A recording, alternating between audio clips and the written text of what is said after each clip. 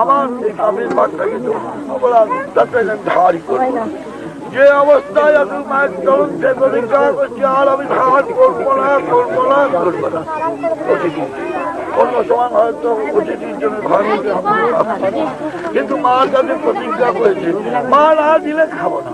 একদিন হয়ে গেছে খাওয়া হয়নি, আর দাদুটি আজও সকাল থেকে কিছু খাওয়া হয়নি। দাদু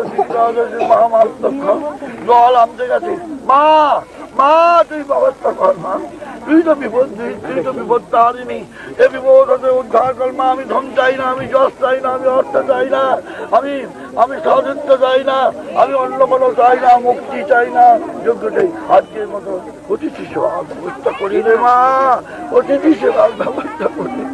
গৃহস্থের বাড়ি থেকে অতিথি যদি ফিরে যায়, অতিথির সমস্ত পাপ গৃহস্থকে দিয়ে যায়, আর গৃহস্থের সঞ্চিত যতটুকু পূর্ণ ফল আছে সব কি করবে ভাবছে, চিন্তা করছেন কি করা যায়।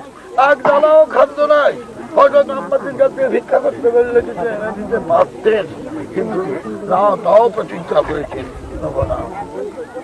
একটু বছরে স্মরণে এসেছে, তারা এক কাজ করা যায়, মায়ের হাতের খাওয়া নিয়ে গলায় বসিয়ে দিই, অতিথি ফিরে যাওয়ার চাইতেই তার চাইতে মায়ের চরণ আত্মচ্ছন্দ করা সেও এই চিন্তা করে খালা হাত থেকে নিতে যাচ্ছি।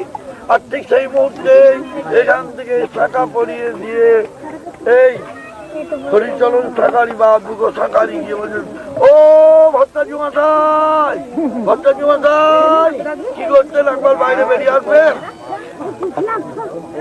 খালার বাতালে হলো না নিজের গলায়, খালাটাকে আস্তে আস্তে নামিয়ে রেখে দেখি মা কি অবস্থা।